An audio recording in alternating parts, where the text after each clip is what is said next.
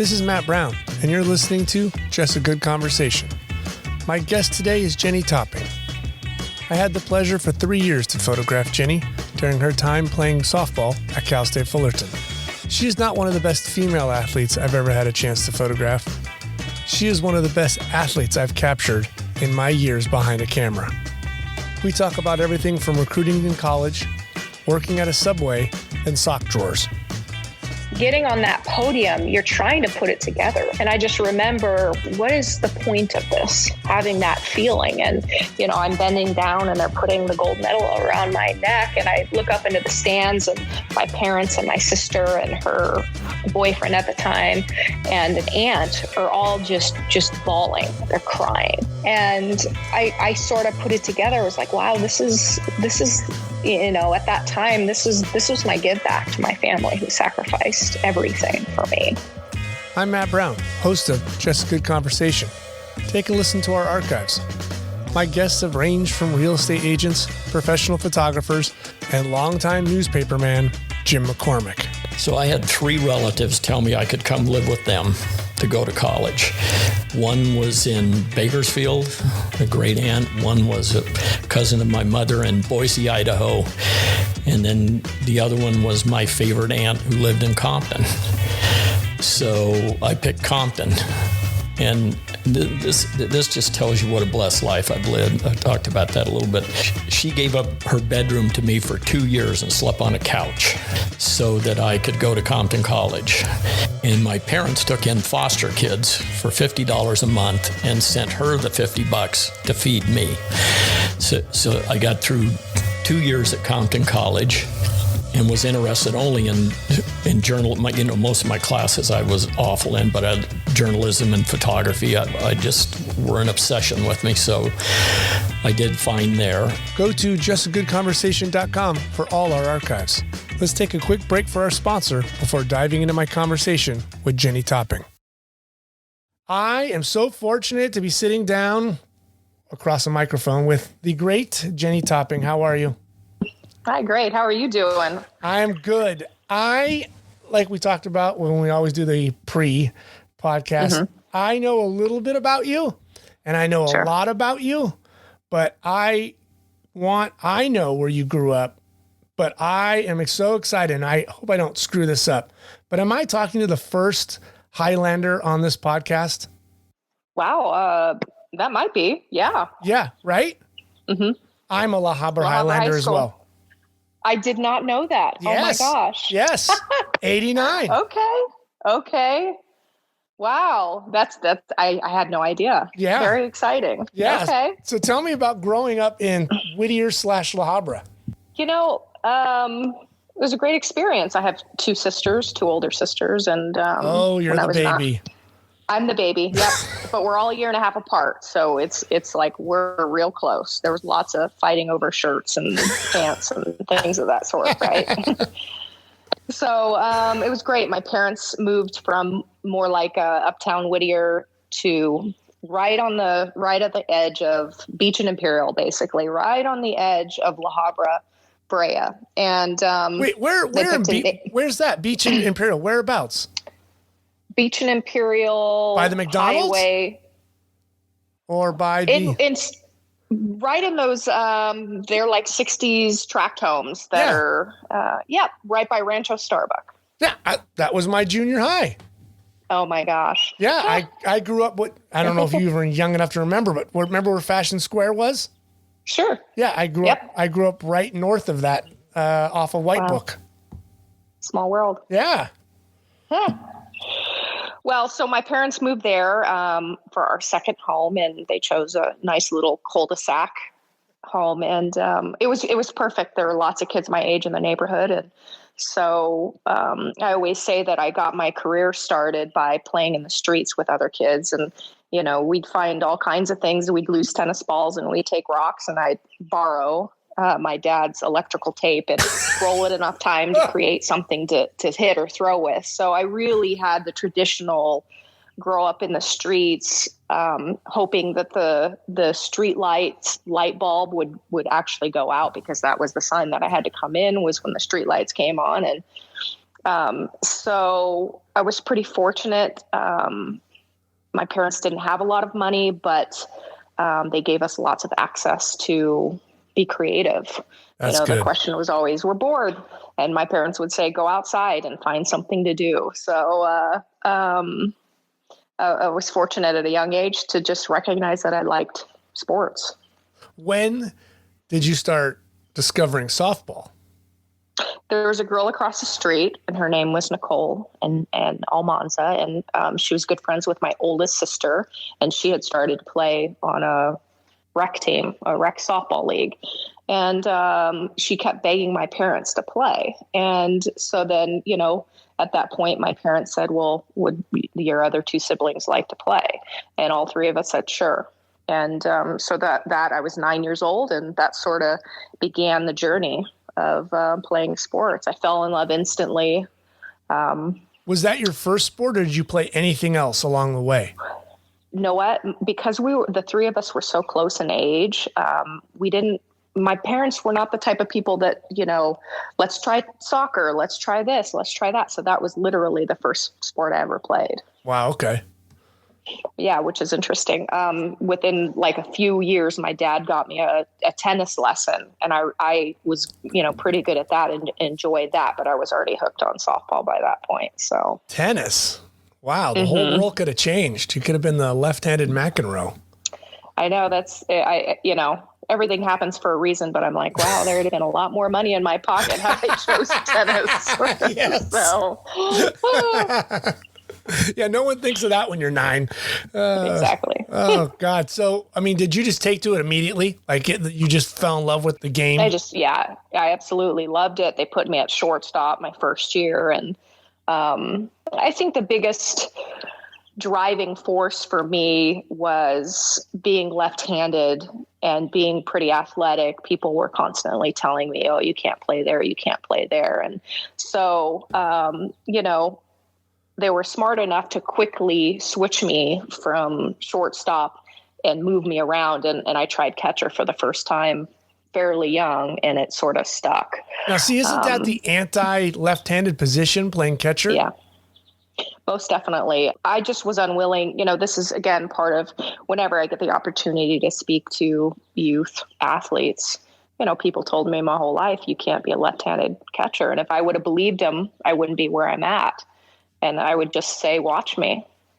And I just had no doubt that I was going to do it because I loved it. So. Wow. Because, obviously, I'm sure you heard everybody tell you, that's just, you can't do that. You shouldn't be throwing from that side. You're going to hit everybody and can't see third, the whole, all the excuses. Sure. It's like the guy who first ran the 5-minute mile. It took quite a while for someone else to believe that they could.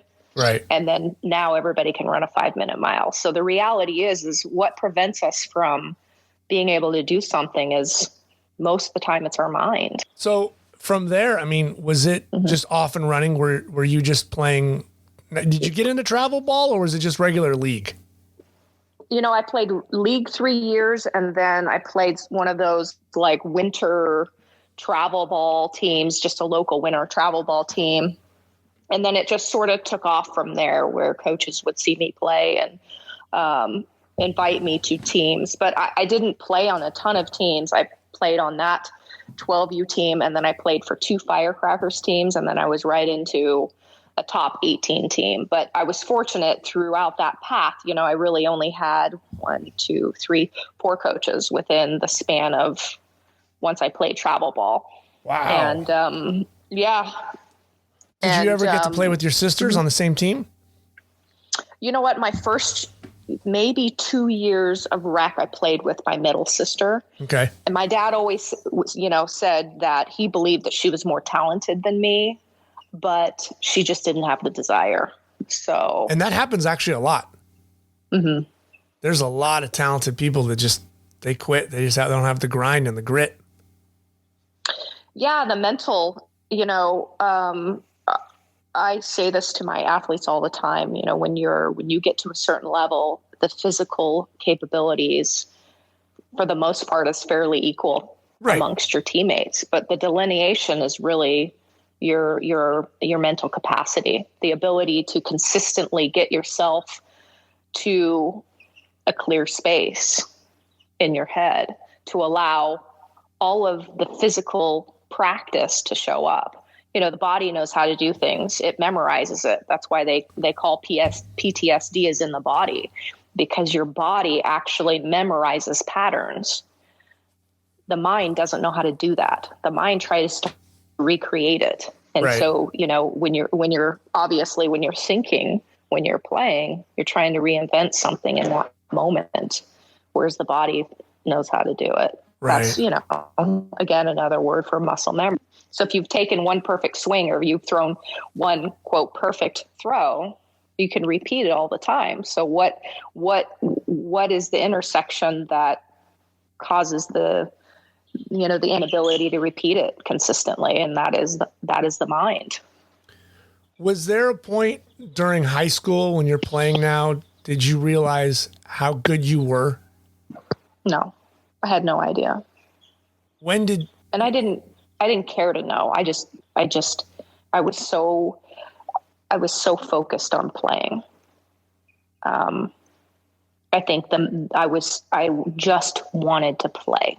Right. And I had the ability, and I'm sure a lot of athletes are this way. You almost become one track mind, and not in a neurotic way, but I just knew this was my path and this is what I wanted to do. And I didn't look in the future, and I didn't spend a lot of time in the past. I spent a lot of time in the present moment enjoying it. Did you enjoy those? Like, cause high school is probably like at least it was then. It's like the last times where it's like still fun and it doesn't become like the college business. Did you enjoy those times? To be honest, I never experienced pressure until probably towards the end of my USA career. I had no concept of pressure.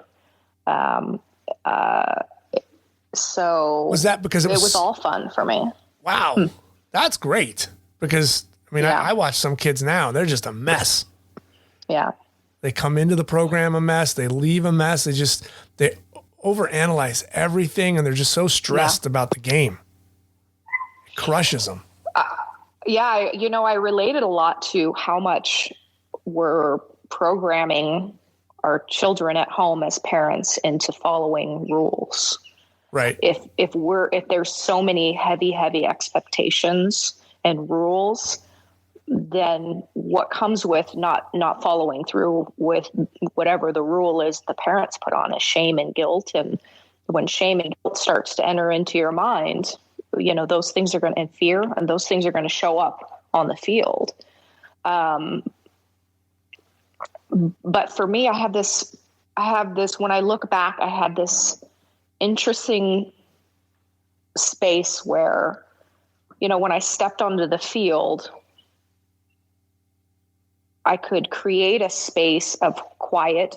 It was a meditation for me. It became peaceful. It became slow motion. And it is exactly, I was connecting to the greater power. I couldn't have done it on my own. Once I stepped off the field, for whatever reason, the world would tell me all the time I was wrong. I was not good enough.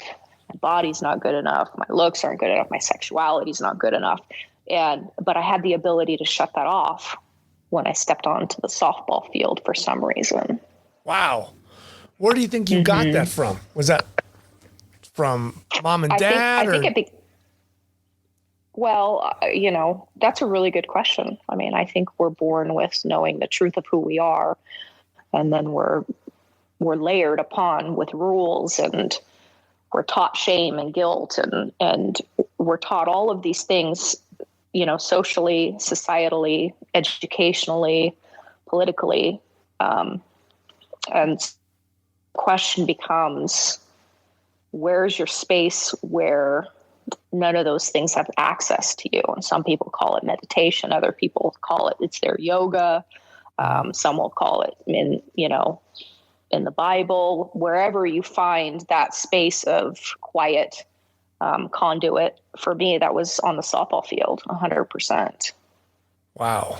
And I just got good at repeating it. I didn't understand what I was doing.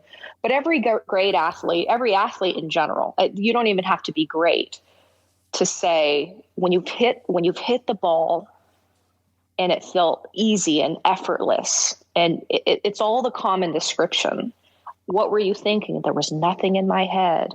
It felt like it was slow motion. The ball looked like a watermelon. I mean, you hear these consistent descriptions right when everything lines up, right? Well, I truly believe that's actually how we're supposed to live life. That doesn't mean that we're capable of creating that space every moment of our life, but life should feel that way. No, so that would be wonderful. So, and there's a lot of people that say that it is practicing being in the present moment, that you're so present. There's when we're in the past, we're thinking about all the things we've done wrong. When we're in the future, which is great to be in the future to project what we want from life. But when we spend so much time there, we're trying to escape from the now.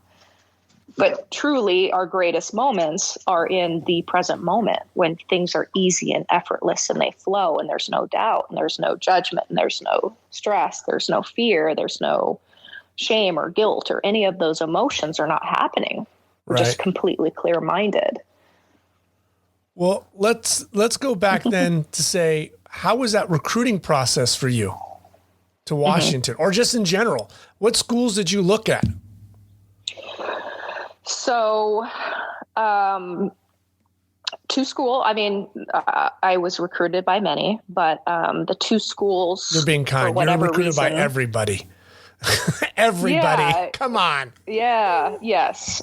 I was fortunate that I grew up in the right. SoCal was the hotbed, especially then for softball. And I happened to, get the opportunity to play for the, one of the best travel ball teams really in the country, which was the Gordon Panthers back then. I mean, a lot of the greats played for Gordon's Panthers, whether it was Lisa Fernandez or Amanda Freed or Stacy Newman. I mean, there's a line of Olympians that have played for this organization. So I was fortunate to be on an organization that was heavily recruited.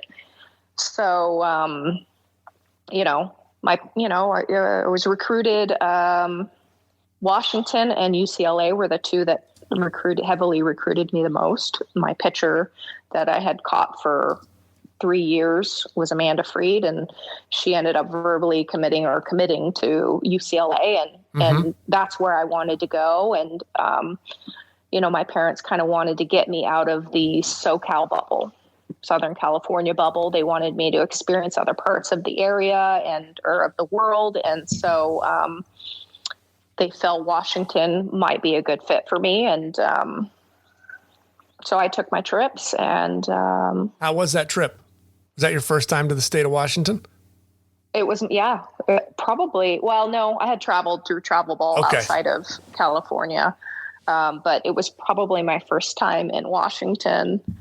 It was beautiful. I had never experienced a place that, even in the summer, is, green all the time. And the city was exciting. My parents raised me very independent.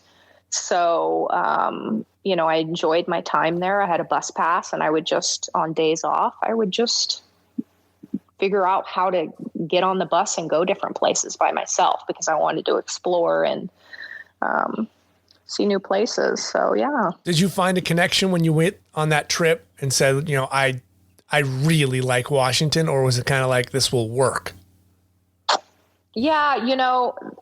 That's a tough one, because honestly, I wanted to go to UCLA and my parents really wanted me to go to Washington. And, so they sort of just kept pushing that agenda. And so that's where I ended up. Unfortunately, it wasn't the best fit for me. But I definitely can say I enjoyed my time while I was there. Well, yeah. So Amanda was the first person to tell me about you. I did a shoot for the Register. I don't know. She had some I think it was she was at high school, I think, in Huntington Beach, Marina, I think, or something. Or Pacifica. Yeah, Pacifica. So she did something crazy. I don't know. She didn't give up a run for months or whatever it was. Yeah. And so I did a portrait, athlete. and she's like, and I had mentioned that I lived in La Habra, and she's like, oh, my catcher or teammate is at La Habra, da-da-da. And I was like, well, who is this? And then I shot your letter of intent, or when you signed for Washington in the gym. Oh, wow. I had no idea. Oh, my gosh. It was a million years ago. we were children. That's amazing. Then. Yeah. And so, yeah, we were. Yeah. And then I saw you that 2000 season, I think it was, you came to Fullerton. And I forget what tournament it was, or what, maybe I don't remember, but I was like, it was the first time I got to lay eyes on you in gear playing. And I was like, oh my God, this woman is a player. Like, you carried yourself differently. You swung the bat differently. Like, it was so instant. And those 2000 numbers are ridiculous. Those numbers. Absolutely. I mean, so, because you had the you only played 9 games your freshman year and got hurt, right? You injured your knee. How did you injure your knee? Actually, over the summer, I went to the lake with some friends. I know, this is fascinating, right? And I was wakeboarding for the first time, and oh boy, I had gotten out of the water, and then I started to fall, and my butt hit the water, and I just was trying to muscle myself back up, and just had a little partial tear. Didn't know that at the time. That I had partially torn it, but actually going into Washington my freshman year, I had a partial tear. We did some rehab, and going into season, however many games in, I was wearing metal spikes, which from that moment forward, I never wore metal spikes again. But yeah, just went to change directions and completely popped it. So. See, but that was a catalyst. That's a goofy way to get injured. Like, I would have thought you would say it was the bottom of the 7th. She's rounding third. She's a giant gal. We collide at home plate. I make the tag. We win the game, and she blows out my knee. Not wakeboarding. Right. Being a kid. Right. Being a kid is how you hurt yourself. Instead of like the sexy athlete position of like, I dove in and taken my first triple and my spikes catch. Well, so what? I really did it on the field, completely catching my spikes. Right. It's getting worse, right? Because that catcher's position, for the love of God, I don't know why in the hell anybody wants to play catcher. I mean, I've been around sports my whole life, covered it at every level, and I will get in fist fights with whoever wants to argue that the catcher's position is not the toughest position in all of sports. Period. Hands down. I don't care if you want to give me nose guard for the New York Giants or whatever, playing, with Shaquille O'Neal. The catcher's position is the stupidest position ever created. It's so brutal on your body. It is, yes. Right. I mean, and we're going to get into this, like, you're part mother, part psychiatrist. You got to play defense. You got to play offense. Yeah. You're the conduit with the coach. You got an umpire that's got his hands all over you all game long. Like, and you're wearing so much gear. Like, for the love of God. There's no better position. There's no better position. That's for sure. Yeah. You love it to death. Like, playing left field to you'd fall asleep picking, flowers in the outfield. It's brutal. Yeah, that was always my struggle when I'd switch back to first base. I'd find myself zoning out. I'd zone out because, it's just not as mentally, catching position is so mental. Yeah. And there were, at the end of my career, it was sometimes more mental than physical, just because you have to be so present.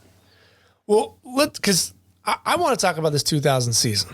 That season for you is absolutely Nintendo numbers. Absolutely just stupid. What the hell happened that season for you? I had never really been injured. And coming off of that first year of being injured, I felt there was a burn. There was a fire in me to get back on the field. And what I loved the most back then, it was the Pac-10, not the Pac-12. Right. What I loved the most about the Pac-10 was every weekend was a dogfight.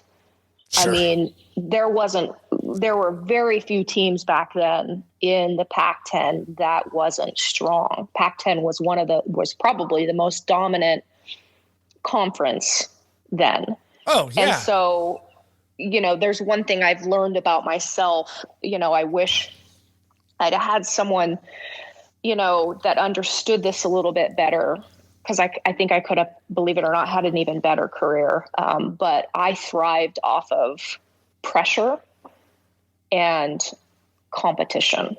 I wanted to always be the one with 3 balls, 2 strikes, bottom of the, last inning, 2 outs. That is when my back was against the wall. That's when I could create the space of quietness and slow the ball down. And I loved that. It was, some people called it pressure, but it was excitement for me. And I could almost get outside of my body in those moments. And so playing the Pac-10, that's what it did for me.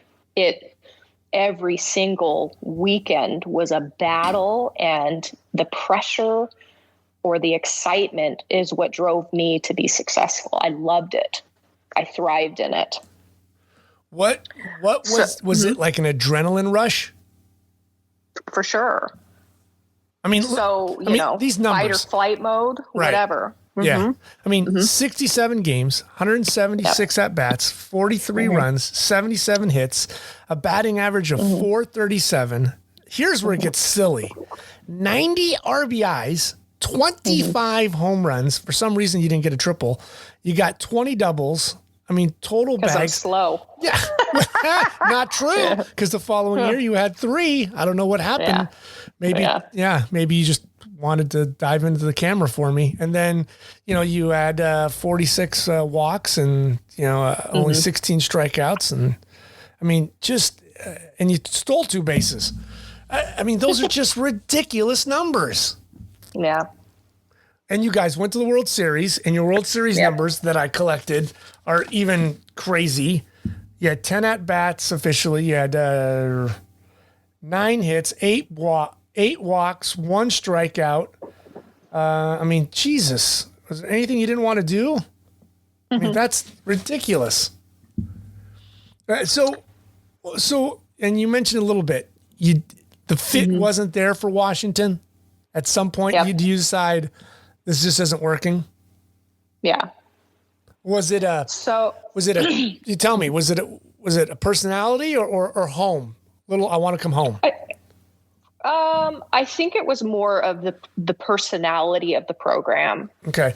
My parents, I wouldn't say they were hippies, but I wouldn't say they were military style. They were not so programmed that there were so many rules. There was a lot of leeway for me growing up as a kid. And SoCal, for whatever reason, the travel ball teams I played on were very similar too. The teams that I played for they didn't over micromanage me. They gave me freedom in the play.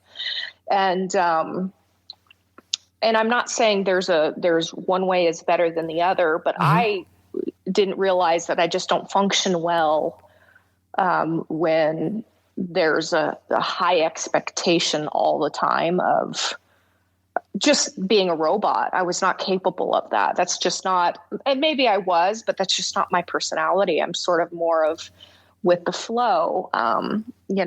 It's a feel. It's easy and effortless, and it's joyful and it's playful. That is more my personality than if someone tries to, force me in a box that I have to do these things every single day. That's just not my personality type.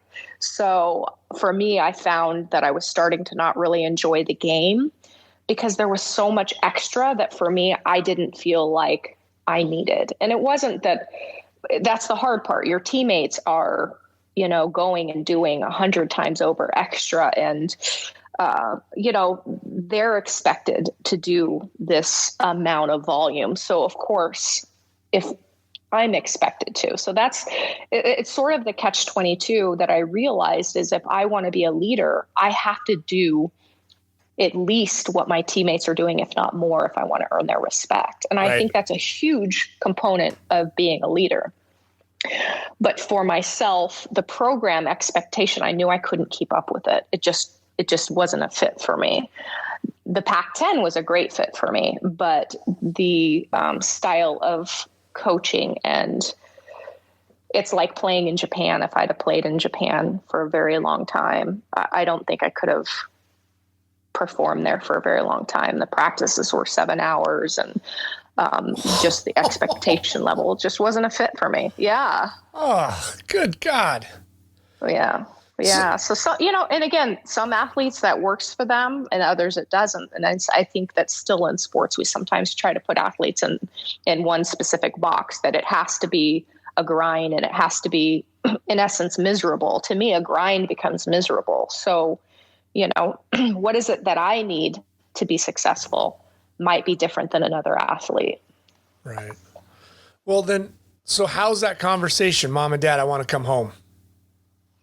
Yeah. I remember calling them, and it's actually fall. It's right before I'm already starting in school, and I'm just overwhelmed with this emotion of like, I can't do this. And this is the feeling. I cannot do this another season. And so thankfully my parents were always just extremely supportive of me, and they knew something was wrong. My mom was a nurse and worked, and my dad was the stay-at-home. So I had a flip-flop role, which is amazing because my dad was like my best friend growing up. And so my dad got in the car and he drove up, and he drove up because he had a feeling he was taking me home. Wow. So, so he drove up, and we spent multiple days having conversations about it. And then, I met with my dad, with the coaching staff, and they weren't good. They were, they made some promises that I knew that they wouldn't be able to fulfill because it's not the style of the program. Right. And again, and I'm not saying, that wasn't for other people. There were lots of athletes that thrived in that scenario. It just wasn't a good fit for me. Right. And Everybody's I remember different. walking out of, I mean, that's why you try to find a program that's a good fit for you. That's really, really important. And for me, I had a feeling that if I were to just push myself to stay there in the grind, it would have dimmed my light. Yeah, you don't need that. You don't need that at all. Yeah. So, I went into a meeting, and the coaches said, this is what we're going to do. And great. Okay. And, I felt okay about the conversation, and I walked out, and my dad and I went and talked again. I said, I want to go home. He said, okay. So we went over to my apartment, packed up my stuff, and that was it. Drove home. So how does I was going to say, how does that feel? It felt so liberating. I wasn't thinking past like, thank God I don't have to do this again. I don't have to grind. And I didn't know what the next step was. We literally went home. I had to take the semester off because the semester already started. I got a job at Subway. I loved it. Made sandwiches. I took time off. Oh, that's great. Yep. I can just imagine you with that little hat on, those little gloves, making you tuna sandwiches for people, and like they don't realize you were just in the College World Series, and absolute stud is making you a sandwich. And I took my catcher's practice into that. I would ask people, okay, tell me everything you want on your sandwich. And they'd be like, well, how are you going to remember that? I'm like, trust me, I'll remember it. And it was just like, I would take my athletics into it. I'm going to be the best sandwich maker there is. And honestly, at the end, as I got towards the end of winter, they asked me if I wanted to be a manager. And I said, I'm sorry, but I'm going to college. So it was a great experience for me. Subway franchise by the end of the year. It was very fun. Yeah, it was exciting. Damn it. I could have gotten my sandwich made from an Olympian. So how does that recruiting process go again? here you are 3 years later, and you got to do it again. So I'm sort of clueless as to how this goes. How I hear it is that, is that Washington won't release me back into the Pac-10 because they don't want to face me. So I'll have to sit out a year if I want to return. Absolutely. That's very typical, right? So that was kind of disappointing to me. My first thought was to go back to UCLA. Let's go to the school that I originally intended to go to. So when that was out, I got calls from Texas, Connie Clark, UNLV, and then Gramacki, right? And I took a trip to UNLV, and unfortunately, I came from Washington, who had this just incredible campus, and the softball field. When you hit a home run, you can hit it into the lake. I mean, there's nothing greater than that, right? That is a beautiful softball field.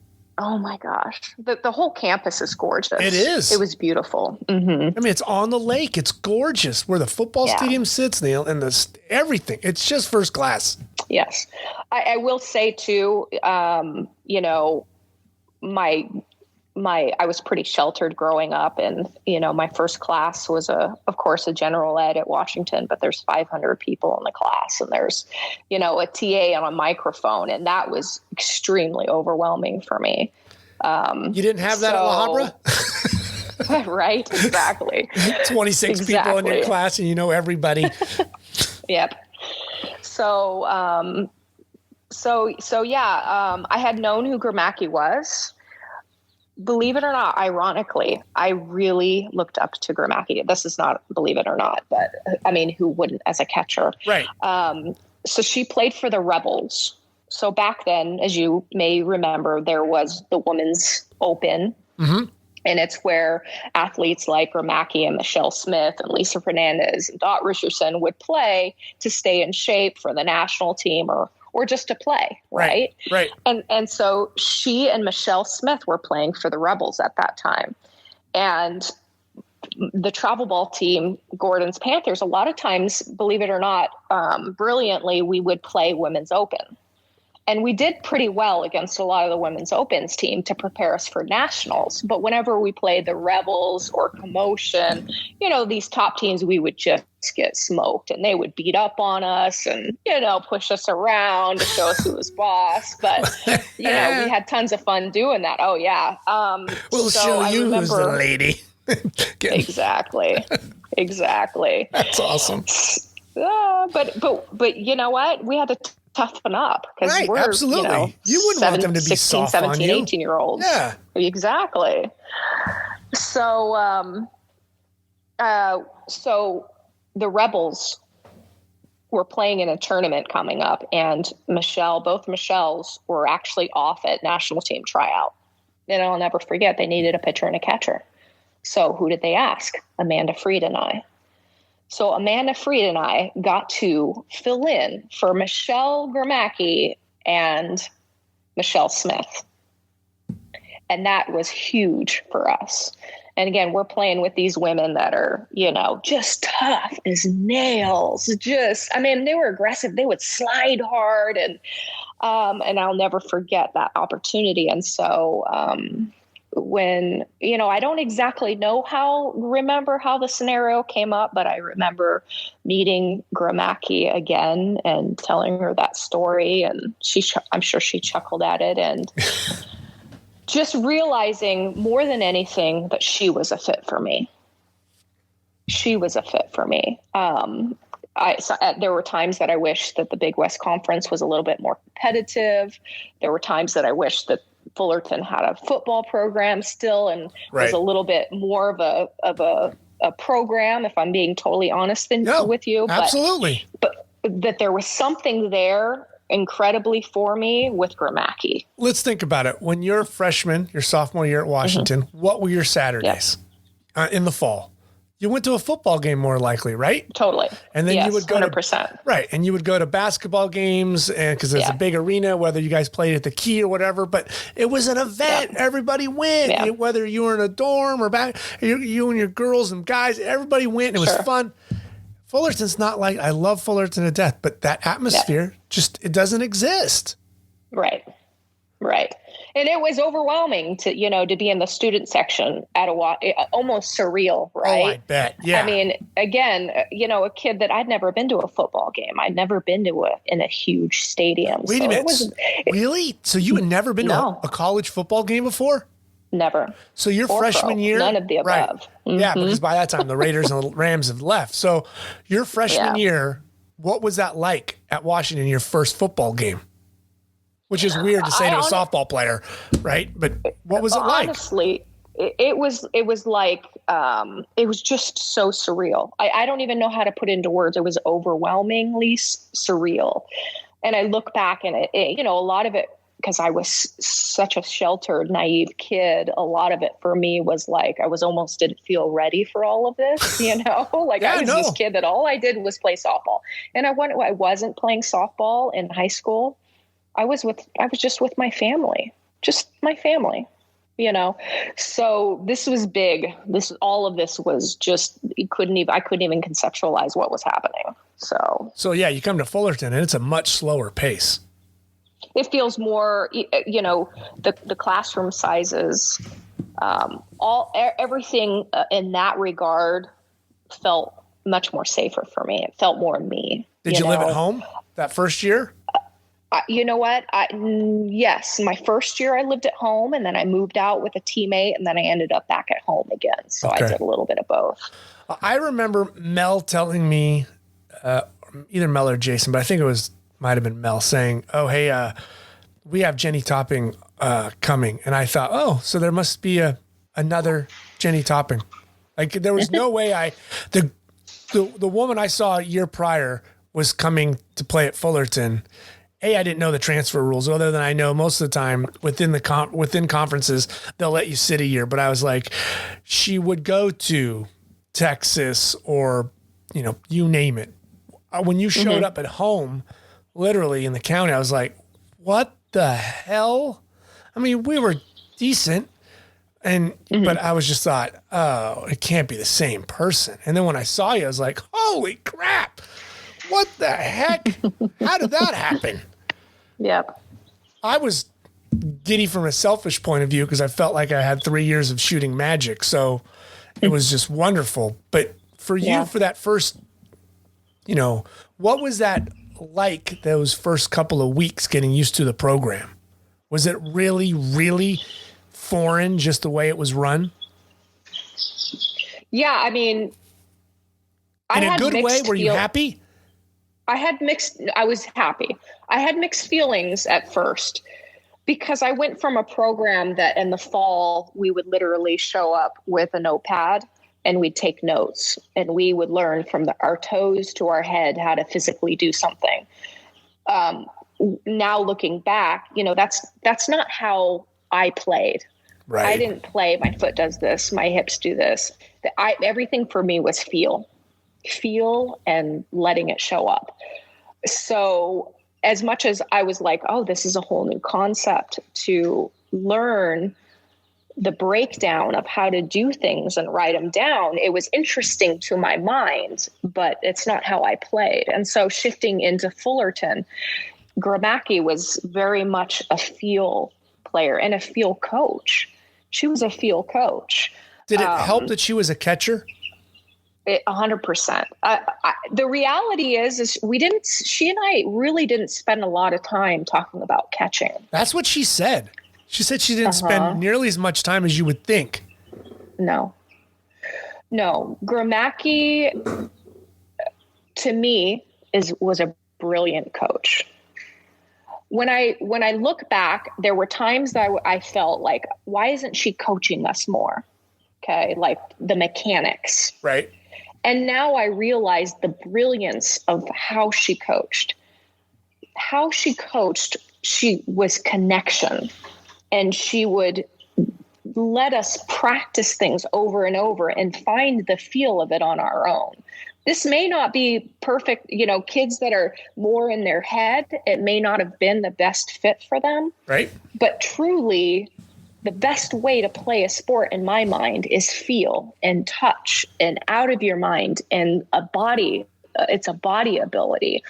And so she was incredible about not overcoaching us, allowing us to feel what we're doing, make our own adjustments. If we needed a few things, she would give it to us. And she cared. She called. She would text us. She would check in on us personally. She was great at getting us in the headspace that we needed to be before the game and after the games. And to me, that was, in the long run, way more valuable. And now that I can look back at my career, she was pivotal in my career. Pivotal. Wow. I'll never forget. Again, a lot of this, when you're an athlete for 20 years and now your identity is in it and everybody says, it is, the deconstruction of the journey takes years to do it properly, to deconstruct how your identity has been so wrapped around being an athlete. And I'll never forget, I could have produced what I did at Washington at Fullerton, but I didn't understand myself as a player.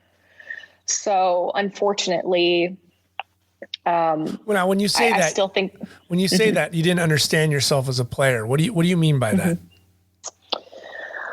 I didn't understand that I thrived the most in 10,000 people in the stands, my back's against the wall. And what I really learned to do after my college career was getting myself to I had to manipulate myself into that headspace if I wanted to do well against, let's say, a team like Italy, like country of Italy. They're we're going to probably rule them. Right. So in order for me to perform well, I had to mentally prepare as though we were playing Japan. I would have to pace. I would have to make myself mad. I would have to get myself into that space of like battle. But I wouldn't naturally get into that space against a team like Italy. And so what I look back on is at Fullerton, some of the teams we played, which would have happened at Washington as well outside of conference, but there were teams that I played against that I was bored, honestly. And I wasn't as motivated because I knew that we were going to win. And so I didn't prepare myself to come to battle consistently the same way. It's got to be hard. I mean, you guys ran through conference those 3 years. You were by far the best player on the field, on the team. It was just, an absolute easy visual to find who the best player was. Like, I honestly, I don't know why you have any hits in your Fullerton career, because I wouldn't have pitched you at all. You would have been the all-time NCAA walks leader. I mean, you already have 200 in your career. I would have given you 1,000. There's no way I would have ever allowed you to have a hit in conference. Thankfully, they pitched to me. Yeah, those fools. That would have been so hard. It was like, do you remember, it was the 2002-04 season of baseball when Barry Bonds was like out of his mind and he would come up with the bases loaded and they would walk him and some managers would get all this grief and he goes, I'd rather give up 1 than 4. Well, right. There were times when you would come up and I'd be like, come on. You got to walk her. There's no way you're that dumb to give this girl a chance to just rake on you. But they did. I don't understand. I mean, I know you can't, like, at some point you want to let your pitcher try to be competitive, but you were so far and away the beast out there that I'm sure there were days that you were sitting there going, oh, really? We got to play San Luis Obispo again? Like, oh, this is going to be a walk in the park. It must have been, I can understand how it was tough. Yeah, I didn't understand all of that. I didn't. You're young. Of course you don't. Yeah. And I'm not walking around like I'm the best in conference. I have no idea about this. I would have told you if you asked me. You're very kind. Thank you. I'm serious though. Cause like, so there's, and it's weird to say this, there's, there's subjects, right? Athletes you fall in love with that you can just photograph all day long. So at that same time when you were there, let's see, would he have been, do you remember Danny Dorn? Was he there your senior year? He might've been a freshman. I think so. It sounds familiar. Anyway, I know the name. Right. You were him, he was you. Like every time Danny came up, I could get bat on ball. I could get him doing whatever. Like he was gorgeous to me photographing. Like he just fell into my frame and it was so easy. But he might not have been like, there might have been like Justin Turner was on that team in 2003 or Chad Cordero, whatever. Same thing like with softball, it might have been like photographing Jody. Like, yeah, I can make beautiful photos of her. But when you came on for me in those 3 years, like every photo was butter. It was so easy. Like the way you walked around in your gear, the way you were in the dugout, the way you swung that bat left-handed. Like, okay, do you remember me giving you grief at Long Beach State? So you were at Washington, you were playing for Washington, and I was covering you for, do you remember Sports Illustrated for women? So for 3 years, SI had a women's edition, which I never quite understood, but they were pandering, right? It's the swimsuit edition of just trying to make money, but they had a Sports Illustrated for women. So I get a call to do a story on you, and you're playing at Long Beach, and Long Beach is compared to Washington, it's like a rec center. It's totally small. And it was even smaller then. This is when Pete was there. So you guys didn't have bathrooms. We had to go to the pyramid to go to the bathroom. That was just embarrassing. Yep. And I got to take they want a picture of you. And I'm like, okay, great. And you have this beautiful left-handed swing, and it's very between Ken Griffey Jr. and Reggie Jackson. You just like corked this one. And I was like a total jackass. I'm shooting film and I didn't get enough frames. So I go back onto the third base side where the visitor, when I said something to you like, hey, can you do that again? And you kind of looked at me like, really? You really? And sure enough, you jacked your next at bat. You hit another home run. I was like, I'm in love with this woman. She's gorgeous. Like she just does everything in front of the camera so well. You were that athlete. Like you were just so magical in front of the camera that it was so fun to shoot you in those times at Fullerton. Well, I appreciate you motivating me, because that was the best, always the best motivation for me is someone saying like, can you, I don't think you can do this, or so anybody to get me revved up. Did you need someone to poke the bear? Did you need that? Yes, always. How was it for you dealing, because we talked about this with catcher position. How was it for you dealing with pitchers? Were you mom like, arm around, or were you like master drill sergeant? Like, you really want me to punch you in the face in front of everybody? Like, how did you deal psychologically with the pitchers on that side? I don't think I was either. I think I wanted my pitchers to feel comfortable, and I took responsibility. I would say to them, if I call a pitch and they get a hit, I'll take responsibility. If I call the pitch and you miss your spot and you get hit, that's your responsibility.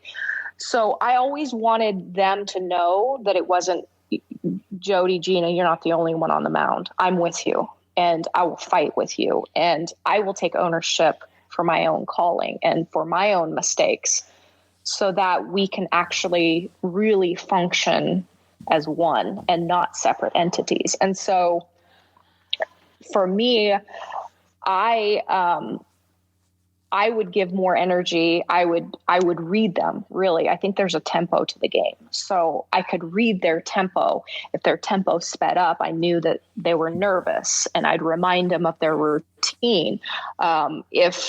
If I felt like they were struggling to hit a spot, I would shift out more for them. Okay. So I would try to do more for my pitchers when we were in the game to let them know that I got your back.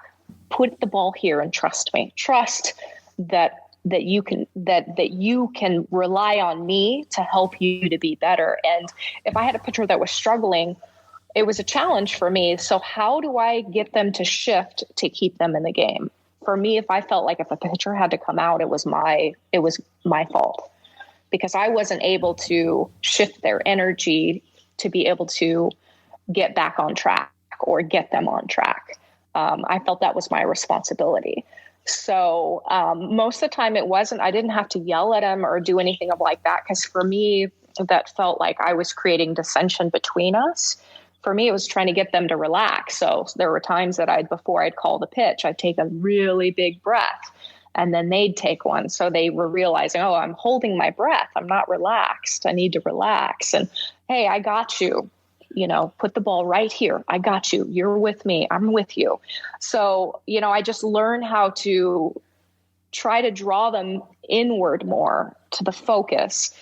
Some of the greatest anytime to me that we threw a no-hitter or one hitter or perfect game, it was the ability to be so present that you forget that there's a batter in the box. You forget that there's people in the stands. Right. You're so connected. That's the concept of the battery. So what's the best game you ever called? Oh gosh, I couldn't even. Did you feel like there were games where you're like, oh man, you and I are in sync. There's nobody else here. All the time.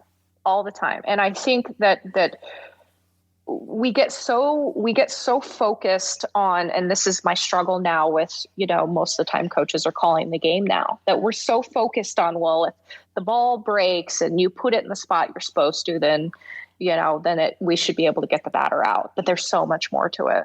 I mean, Gramacki and I spent a ton of time connecting on this forefront. There is a channeling of energy directly from whatever you want to call this greater power that happens when you get in sync. And it's a direct conduit between me and my pitcher and straight up to the greater power. And there's this fluidness and flow and easy and effortless and quieting of the game. And it can always be channeled, but it's whether you have the ability to get to that space. And in those times you get the perfect games. So it's how do you repeat that? That's really the conversation that athletes aren't having enough, is how do you get to the clear space more consistently? Because that's where you do things that you never thought you could do. Right. I want to say it was Oaks. It might've been. There was a game where I photographed and you two looked like there was nobody else out there. Yep. You were playing catch and she never had to make you got set and boom, she hit your glove. And it was like, This is going to be a quick day. This is 5 innings. We're out of here. What was so fascinating about that is that was the biggest struggle when I stopped playing, was where do I find this peace in my life? Because that's the only place I knew where I was connected to the divine. Well, I didn't realize I was connected to a greater power, and that's how I see it today. But I felt like there was a part of me missing, and I didn't know where it was when I wasn't on the softball field. So I almost went through a depression when I stopped playing. And I think this is consistent with athletes that play for a very long time, is they feel like it may be connected to, some people may say, well, no, it's the identity of the sport, but it's the feeling. There's no better joy. There's no better overwhelming. You're overwhelmed with love and peace and contentment when you're having one of those games where you're so connected with your pitcher that there's nobody else playing. Oh man. It's a beautiful space. Yeah, I've never had anything like that. That just, every time I hear athletes talk about that, it must be magical. Mm-hmm. Wow. Extremely. How did you feel about those 3 years at Fullerton? Did they satisfy you as an athlete in playing softball? Or did you feel like maybe there was something left? Yeah, I think that it was beautiful because until I was at Fullerton, well, actually, I have to be honest, my 2000 career could have been even better. I remember at one point, someone saying to me, if you don't if you don't think about this and this in the box, you're going to hit a slump. And I had never really heard of, it never connected to me to ever have a slump. And whatever that was, it took me out of, I had a year of just focus, just intent focus to destroy, just to just beat everybody. Right. And that, whatever the purpose of that, I won't say who it was, but it sort of penetrated my focus. And then the next thing I know, I was in a slump. Obviously the numbers worked out, but I think about if that person hadn't have said that to me. But ultimately what happened was, it was the first time in my life I had any mental thought playing, any negative self-talk. That was the first time I'd ever experienced that. Wow. So yeah. So it I just see-ball, hit-ball. I just got in and knew how to quiet my mind, and I did it. I had no other experience in my life before then. So Fullerton was an interesting journey for me because it wasn't necessarily negative self-talk, but it was, now I have to motivate myself to play a team that I know we're going to just beat up on. And so that was a whole new journey for me. It was learning how to show up for my teammates and for myself. So looking back, if I'd, in my later career, if I would have understood that about myself, I could have had an even better career at Fullerton. So I think I have a little bit of a regret in that sense. Yeah, but it's easy to look back now as we're older and be like, oh, if only the 18-year-old Jenny would have been told this. Well, that doesn't mean exactly. The 18-year-old Jenny would have listened too. That's the one thing about youth. You could tell them all day long. It's actually, will they do it? Well, and I learned a lot about myself in those time periods. Could I have reproduced the 2000 year had I, known what I know today? Absolutely. That could have been my entire career. But for whatever reason, I was supposed to experience other flows of playing. So. Yeah. Well, hitting 472 that 2002 year is not that bad. Jesus. Yeah. Every time I looked, you were on a base. I tried to make pictures of you hitting it. Well, there she is. She's on base.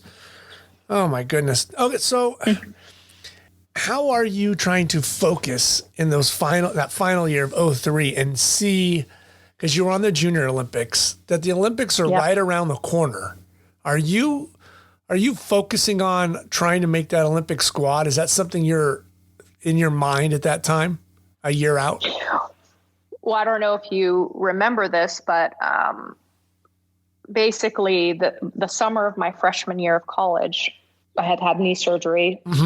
That summer I played first base in a knee brace for the Junior Olympic team. Right. So after that, every summer I played for the national team. So it was the summer coming into my senior year. I'll never forget this, we're at tryouts and, you can practice, you come out of your season and you have a little bit of time off before you go to national team tryouts. You can practice, but there's something that happens when your adrenaline hits your muscles, when you're in a tryout, that creates so much more soreness and fatigue in your body because there's so much more flood of, endorphins and fight or flight. And there's so much more chemically happening in the body. So, summer going into my senior year, I had just made the national team to go play that summer in World Championships. And I made the team. We're coming to practice the next day, and I'm fatigued. We've done, double, triple days of tryouts. My legs are tired. I'm sore. And we get out on the field, and I'm chasing Laura Berg, who's a good friend of mine, in a rundown. And I dump the ball, and I go to, change directions for whatever reason, and I feel a pop. And so now I've torn my knee for the second time. Right. The other knee, correct? And yeah, the other knee. Of course. I'm heading into, exactly. So I'm heading into my senior year, having to have a surgery right away so that I can be ready for season. So I just never looked that far ahead. But because you had played in the Pan Am Olympics in 2003. Mm-hmm. So then there had to be some kind of feeling like, okay, was it Chula Vista? Was that the training facility for you guys? Yeah, Chula Vista. Yeah, you made it down to Chula Vista. You get at least, did you feel if you got at least into the training facility, you got a chance of making the team? Yeah, no, I had a feeling that I had an opportunity because to I don't make know the this team. Because I know this was with Misty May when I talked to her about it. It got political for the Olympics for her. Did it get political for you guys softball wise? Like, oh no, no doubt. Right. So-and-so's still on the team. They're carrying someone over. You know, there's younger, better talent, but they're going to go with her because they know her. At some point, does that start to wear on you? It's unfortunate, you know. I'm just going to be honest with where I'm at with everything. I don't really sugarcoat things. When you're young, you make teams because you're good, right? Yep. As you get older, it's, can you sell a product for us? What's your looks like? What's your sexual identity?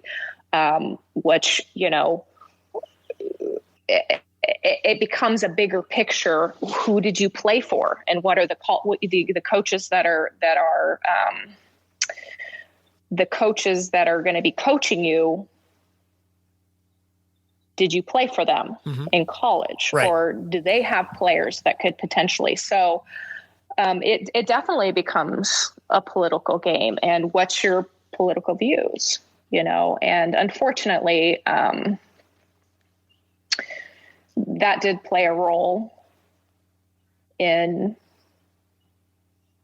quite a bit of my postseason career. So when 2004 comes around, you're on that squad. What is that like? What's that when they tell you, you know, Jay Topping on the team? I mean, what's going through your, you know, mind? Yeah. So we get an email, right? Email. Yeah. Because what they used to do was they would post it when we were still at the Chula Vista at the training center, and everybody would walk up, and then you have to see people that don't make the team, and they're crying and they're emotional. And I think they just wanted to give people privacy to emotionally deal with it as they may. So they would wait. They finally, you know, decided we'll wait until you go home and we'll send an email. So again, it's like, it's back to being in a Washington football stadium for the first time. You're sort of overwhelmed because you have no concept of what this journey is going to be like. So it was a surreal feeling. Where were you when you got that email? I was at home, and I pulled up the email, and home with mom and dad? At home. Okay. So yeah, I'm home. And just, you know, the ironic part is I spent my whole senior year, because Jen Holt was there, she was a great catcher. And Gramacki was beautiful in saying, you know, okay, the first part of the season I couldn't catch. And she just pulled me aside one day and said, you know what, we're going to finish the season with Jen Holt behind the plate. She's done an incredible job. And just because you're ready doesn't mean that you can come in and catch over her. And you know what, I really respected that. So I had been doing some bullpen catching, but really the 2004 tryout, I hadn't done a lot of catching because I played first base the entire season. Yeah. So, did you feel fresher? You know what? I never felt a ton of fatigue. You know, the only time I felt was more mental for me. Was mental exhaustion from calling my own game and, you know, keeping. So I think baseball maybe experiences a lot more than that. I don't think softball as much does. We just don't play as many games as they do. And so I didn't really know. I didn't have, for me, it was more like, am I ready? But at the same time, they knew me. I played, you know, I had been playing on the national team how many summers? Yeah, you were no surprise. They knew you. Yeah. So you're at home, you get that email, it opens up. What do? You scream? holler, you yell mom and Probably, dad, you yeah. can't believe. Check this out, right? We're going to Athens. Yeah. It's kind of like, I've hiked Half Dome in Yosemite, and I'm thankful I didn't know what that was like, because I don't know. I mean, I'm far enough away that I'd probably do it again, but after it was done, I don't know if I would do it again. The year before the Olympics people don't talk about it. Most incredible experience of my life, but talk about hard, when we're athletes that we're really being used to create money. Oh yeah, absolutely. And that's the reality. And being women, we're not making any money. No. Thankfully, I didn't have a house. I didn't, my car was paid for. There's no money in this. And we're touring and we're playing and we're going to the gym and we're running. And then we're back on the bus and we're moving to the next location to play. I mean, talk about an exhausting year. Incredible to play all over the United States. And we're putting tons of money in USA Softball's pocket because, they're capitalizing on our bodies. Right. Really. Your likeness, your bodies, your time, everything goes right to them. Yeah. Yeah. 100%. I mean, there's very few Olympians that make any money back. I mean, right, for every Michael Phelps, there's a fencer or someone in yachting or whatever. They lost everything. They've done it out of pure love. Yeah, 100%. I got the amazing opportunity to play in Japan for 3 years, but it was the first time I was playing for money and I didn't enjoy it. I loved the culture. I loved the experience. I loved learning about the Japanese players and my teammates and learning the language, but I did not enjoy playing for money. There's Why? a level of expectation. It's like a superhero status that's expected of you. Was it because you're American coming to Japan? Yes. Yeah. And I think that,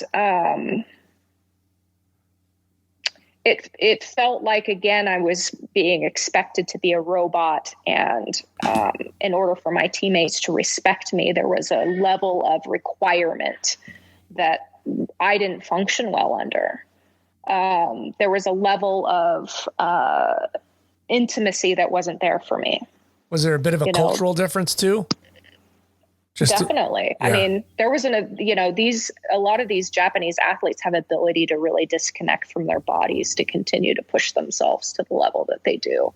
It's to numbness. I mean, I remember our first practice, it's you and one other girl. And we have this whiteboard of all of the hitting drills we're going to do. And we're flip-flopping. I take 10 swings. She takes 10 swings. And by the time we finish just that component, I mean, each of us, we both have our own front toss screen. So there's 20 front toss screens, now 10, because there's 20 of us at least across the field. Right. So by the time we finish the first 20 to 30 minutes, this is after a very, very long warm up. And I've already taken 1,000 swings. Jesus. And I'm like, this is incredible, but I can't feel my arms. Like, I can't feel my body now. So how is this benefiting me? I can't feel anything. My arms would go numb. Like, I'm numb. So, so for me, it wasn't a good fit because I had no interest in pushing my body to a place that didn't feel healthy for me, because I was already doing that in a lot of ways. That is a ridiculous amount of time practicing. Mm-hmm. Good Lord. Yeah. Yeah. So we would practice, sometimes 7 hours in a day. And the Americans, I mean, talk about creating dissension within a team, but the Americans, we would go home to our own apartments.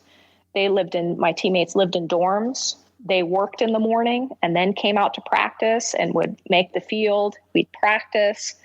After practice, they would go back to the dorm and eat and come back out under the lights and do their own individual work. And this was daily. Oh my God. Yeah. And talk about, I don't know how there's joy in that. for me.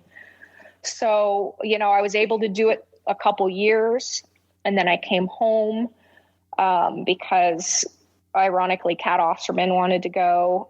They wanted her to come in, and she brought her college catcher, which is super common. Right. And that ended up not working out, and they asked me to come back, and I played one more year, and I just at that point realized I was enjoying athletes more than playing because it was too extreme of it. Again, I felt partially like I was back in a Washington scenario, which is great for some athletes, but not for me. Tell me about that time when you get to don those Olympic outfits and you're walking into the opening ceremonies. What was that like for you? This is a kid from Southern California, from Little Harbor High School, did her stint in college, but now you're representing the country and you're all wearing your little matching, outfits. And what was your outfits that year? Because I know like Ralph Lauren's designed some and whatnot. What did you guys wear walking in that year? We're wearing skirts. So shorts with this, I believe skirts. I don't know if all of us actually wore it. Super sexy. Yes. Yeah, right.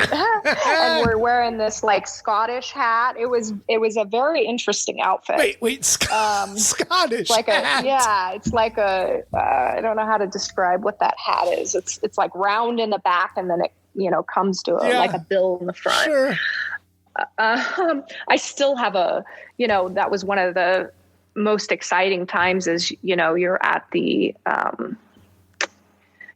village and you're experiencing what like high, like Major League Baseball is experiencing. You walk into this room and they hand you a suitcase and you're walking past all these tables, and here's Swatch has got an Olympic watch. Here you go. And so you're picking out shirts from Adidas, who's, one of the sponsors, and you're just going along the line, and you're getting all of the perks of being there, being an Olympic athlete, and, which some athletes experience all the time, but it was exciting, Did you take a lot of pictures? What's interesting? I did.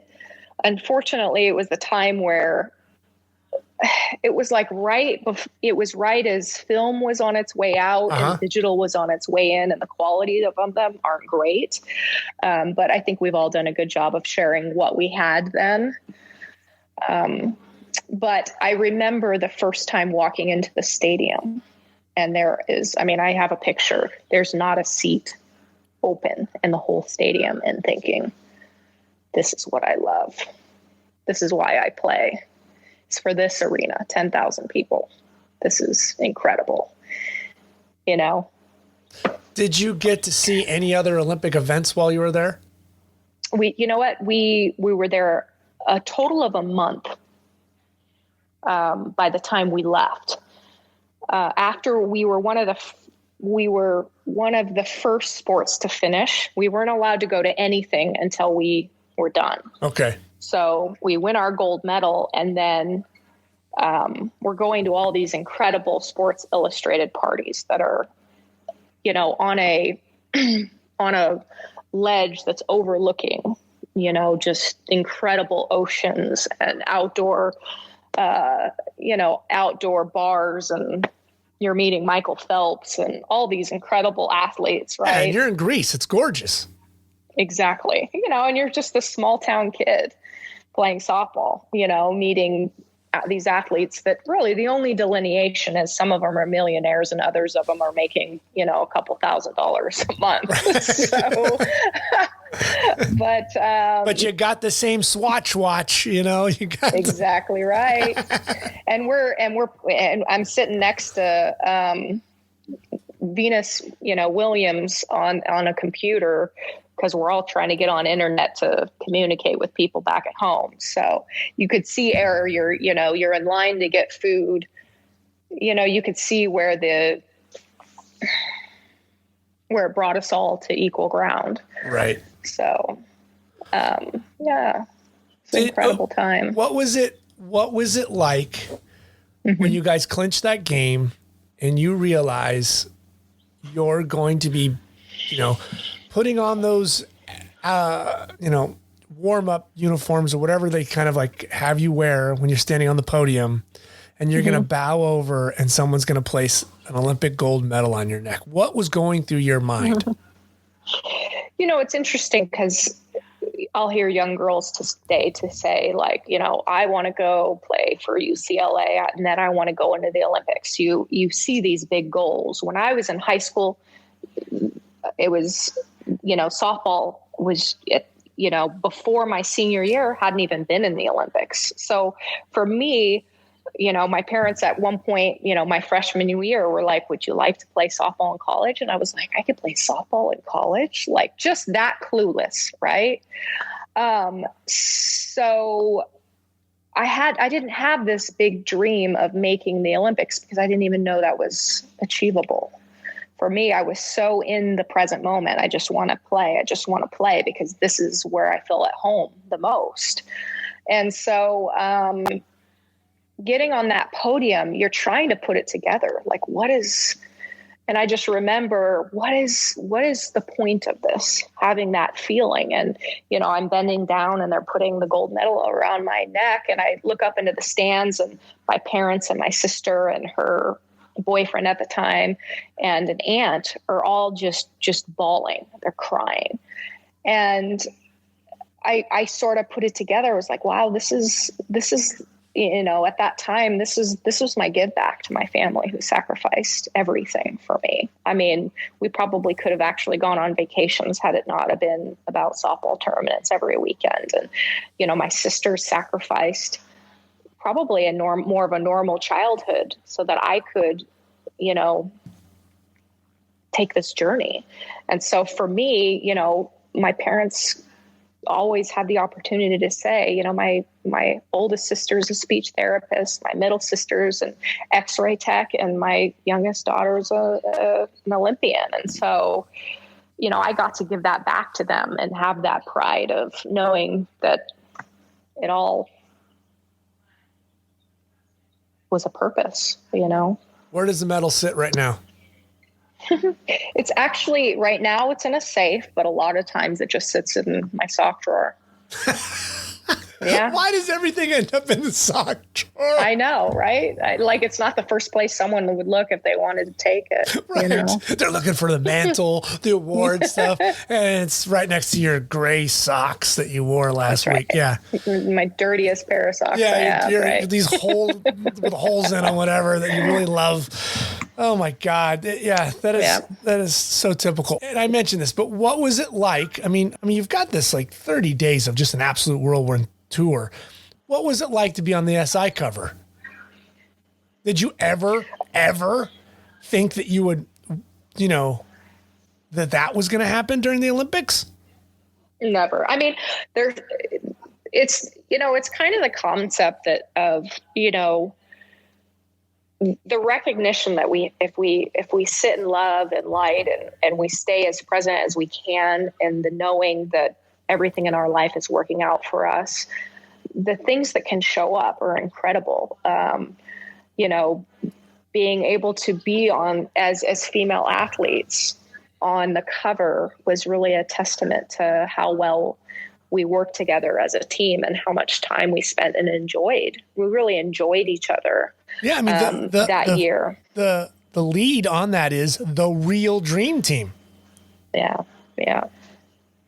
And it was, and again, everybody says this about teams. It was just the most beautiful amount of respect, knowing what you can contribute, self-sacrificing, and those, just the right combination of humans coming together for one common goal. And it fit that year, Right. So it's the end of August 2004. You're you're a gold medal Olympic winner. You're on the cover of SI. You've graduated. Right. Did you graduate from Cal State Fullerton with a degree in what? Or did you? I've not graduated. Okay. What did you study? Sociology. Okay. So what's your plan? All right. It's summer's ending. What is your plan? Such an interesting So I mean, Kelly it just ends. Doors closed. Yeah. Now what, Jenny? Yeah. Yeah. The next thing is, hey, I'm, I've spent the last however many years living back with my parents. I'm ready for independence again. And so I want to move out. And Kelly Kretschmann, who was a good friend of mine at that time, moved to California with me. And this is one of my favorite stories to tell. We're in Belmont Shores, down on 2nd Street, and we're looking at rentals. And I'm like, this is where we should rent a place, right? And we see a for sale or for rent sign on this cute little fourplex, and it's the bottom unit, and it's a 2-bedroom, 1 bath. We're like, oh my gosh, this is perfect. And we see a young guy, probably only a couple years older than us. He's, I'm 24. Kelly and I are 24. He's probably 26. And we walk in and we say, we want to rent this place. Neither of us have ever applied for an apartment before. And we're like, what do we have to, what are the qualifications?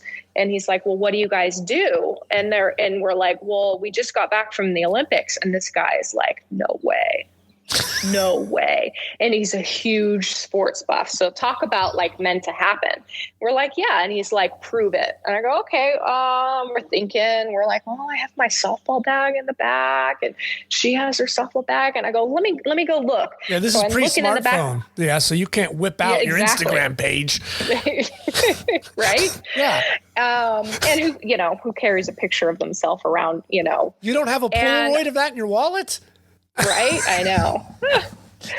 And so I look in the back of my truck and I'm like, oh, here you go. And I walked over, I hand it to him, and it's the Sports Illustrated magazine. And no joke, he goes, it's yours. And so we rented our first, apartment, and we're living the life. We can ride a skateboard to a gay club that's down the street. And there's actually 2 other Olympians from the Greek Olympic team that are living down the street. And we're living the life. We're living a simple life. We can afford the rent. We're both giving lessons locally when we want to. And I made the decision to continue to pursue my softball career with the national team and enjoying life. Because it's softball and it's not baseball, where it's like, oh, you go to, high school, you go to minor leagues, you go to college, there's agents, and there's like this structure. Was there such structure when you're done with the Olympic team to now go to play for the Akron or go overseas, or was it very much on you to figure out the path? Yeah, I mean, the pro league was so new that that some of us had been playing in the pro league. Also, I played 3 seasons with the Akron Racers, but it was within, playing with the national team. So, there were, leading up to 2004, there were times that I can't actually remember. It might've been after 2004, that, we'd leave for the national team for a week or 2 here and there and mainly play for Akron. And there are other times where we only played a week or 2 and then we were gone with the national team. So, no, there was no direct path, and playing international wasn't really huge then, and the opportunity was minimal. I definitely say in Japan, there were only 2 or 3 Americans playing there at that time. So it wasn't as big as it's become. Right. So yeah, the opportunity wasn't huge, and there wasn't a direct path. But thankfully, I never really worried. I knew that, with teaching softball and a little bit of here, a little bit of there, that I could put it all together. Did you feel comfortable teaching? Was that something that came natural to you? I loved it. Why? What gave you the enthusiasm? I think probably just being a catcher. Again, I was fortunate that I never had anybody call my game my entire life as a catcher. I always called my own game. So you start learning how to think 2 steps ahead. And so that's what I learned to enjoy coaching. My coaching style has really shifted in the past 10 years. When I first started coaching, I had this concept that, I can make every athlete be a high level Division I athlete. And the reality is you start to realize that it's not as common. And I didn't really know that. So I coached a lot from ego early on. And, I thought there was only one way to do everything. And a lot of that has really shifted for me. I really focus so much more on teaching my female athletes to have a voice and how to set boundaries and how to communicate their needs with their coaches and how to get out of their heads. So I think it becomes more life skills. It becomes more empowering female athletes. And within that, of course, they're going to learn some physical skills. Right. Is that where the gold medal training came about? Yeah, 100%. Now tell me the origins of that. How did that flower blossom? Yep. So I'm still playing in Japan. I'm in my, I just finished my first season in Japan. My oldest sister had married a guy that was from the area I live in now.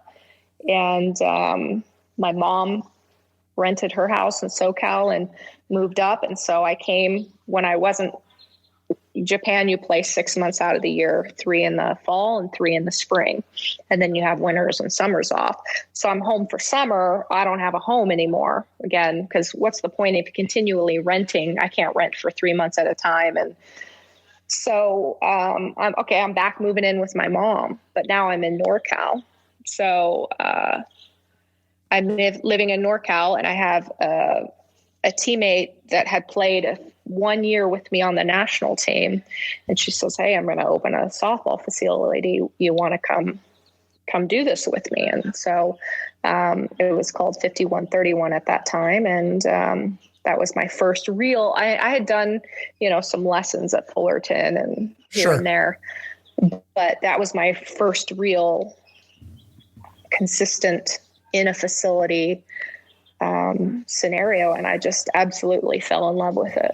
I fell in love with the process and really the connection with the girls and, sort of like what Gramacki did for me. I'll never forget the day that I was just struggling to figure out when I was at Fullerton, how to turn it on, how to motivate myself to be the athlete that I know I can be against teams that are maybe not as competitive. And I walk into her office and she says to me, "When you die, what do you want people to say about you?" And I go through this spiel of things, and obviously I had to spend some time thinking about it. And she looks at me and she said, "Nowhere in there did you say you want people to remember you for your batting average." And that was such a pinnacle moment for me in my life. And it sort of set me on a trajectory of, I love this sport, but it's not the defining parts of me. Yeah. No, it's just a part of your life. It's not you. 100%. Now you touched upon it. At that point, but you have to realize at that point, I had compartmentalized myself. And I know that, at some point we're going to start getting into this, but yeah, that's what I want to talk about. Because it's big. It's big. It's huge. It's what our society has done. It's kind of like being Black. Well, if I don't actually recognize that you're Black, then we're all the same. But what we're missing out is on the cultural differences that are actually beautiful and the diverseness of us as humans that makes us so important. So if we take the culture that Black people bring to our world, then what do we have? Then we're comparing everything to one body, and what is that? So we're comparing, everybody's got to be white, everybody's got to be straight, and everybody's got to look the same. Yeah. So it creates. Yeah. Well, go ahead. As I say, you finish, because I think what you're saying is perfect.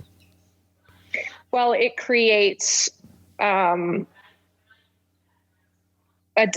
delineation that I talk about as what was when I was on the field. I felt good.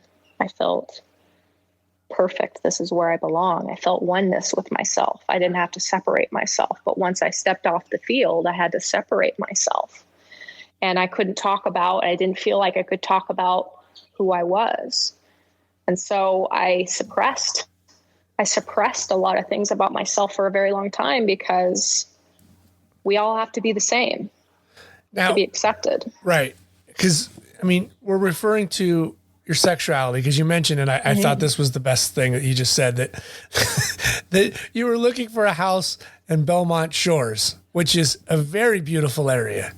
But you were so fortunate that you could skateboard to the gay club. Like, not right. that you were close to the grocery store, the laundromat, the library, but you were able to skateboard, not drive to the club, which is great, because that should be a priority when you're 24. You got to make sure you get there. Totally. Safely, too. God love you. Yes. You skateboarded over, and you found your way home. And probably walked back. Yeah, exactly. Yeah, because you couldn't find your skateboard. Exactly. When did sexuality for you start to become an awareness of either yourself or in softball? Because it's very much, if you're a woman, you play sports, they're all gay, or if you're playing softball, they're all gay. Well, that's not the case. So for you, when did that become something you experienced? Matt, I've had to do so much deconstructing with this. It's incredible. I mean, this has been my journey the past 10 years of not playing softball. I think I knew very young that I was gay. But 12, 8, 15? Oh, I think I knew when I was like 6 or 7. Okay. But understanding, did you think you were just a little different? Like you would rather play with Ken than Barbie, or you just, what was the difference? Ken or Barbie, but then I found that I would have teammates that I would call. Okay. I would call them on the phone, and I look back and I'm like, I wasn't calling them just to be their friend. But I didn't recognize that I wanted more from them. Right. You thought Stacy was cute. I couldn't, I didn't. But you didn't know that. I didn't allow myself to. I knew that I was gay unconsciously very young, but I also very much from the world knew that it was bad. It was bad to be gay, right? Right, because that's the 80s, right? Because, here's another wonderful thing other than you and I are both Highlanders, that you and my youngest son share the same birthday. Oh, wow. Yes. So you're growing up though in the 80s. So let's say you're in 88. I mean, everybody's still freaking out about AIDS. Gays still very odd, very weird, So for you as a young girl, and especially that too, and I think people forget, we just finished watching on Netflix the other night, Halston, which I haven't seen it. Gay designer. Is very, very well done. Ian McGregor killed it, did a great job. But when people growing up, everybody just assumes gay was men. It was so weird to think lesbian. It was always gay men, Andy Warhol, whatever. It was, Studio 54 was gay, but no one ever, the woman side of gay was so far behind the gayness movement. So for you to actually be a young girl, that must have been very different to think that way, that, wow, maybe I think Katie or Kim is kind of cute. Right. I remember there was one girl that openly came out as gay in high school, and the way that she was treated, I was really? I can't even be her friend, because, that's really sad to say looking back now. No, but that's bold. Yeah. Then it takes a lot of courage. Sure. Yeah. And it's taken me a long time to realize that it's representation, that the media doesn't want to normalize for whatever reason, for power, for white supremacy, whatever reasons, doesn't want to normalize that the gay people have been around, transgender people have been around forever. Right. It didn't start last week. This is not a new concept. No. Yeah. And so there was no representation growing up. I couldn't watch a TV show and see a gay couple, normally interact with each other and it be okay. And as I got older, we started to see it more in TV and movies. But if you're very conscious, it's very much stereotypical of how, it's getting better. Right. But it's very stereotypical how anybody other than white people are represented. Asians are always represented a certain way. Black or African American are always represented in a certain light. And gay people, lesbians are always a butch and they're mean and they hate men. And, and so, of course, I don't want to be that. I don't hate men. My dad's my best friend. My best friend in high school was a guy. I can't be that. So it's unfortunate because we're shaped by what we see. And when you're not normalized and when it's very clear that your coaches within the national team program are not accepting of it, then you feel like you're hiding a part of yourself and you feel like you're experiencing some sort of, politics because of your sexuality. I mean, it's definitely becomes a role. I think I had Trayvon Free on, who just won an Oscar, and he came out 12 years ago as bi. Mm-hmm. Mm-hmm. And he thought at the time it might have been a little bit more easier for him because he was a man. And he gave the F you, I don't care. Like, this is who I am.